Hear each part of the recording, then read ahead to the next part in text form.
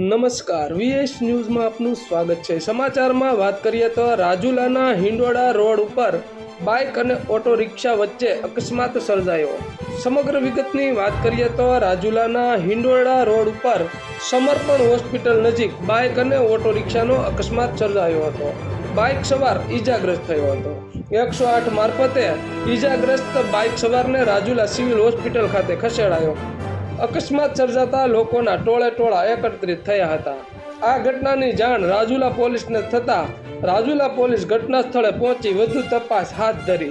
તો આવા અવનવા સમાચારો જોવા માટે જોતા રહો વીએસ ન્યૂઝ રાજુલા।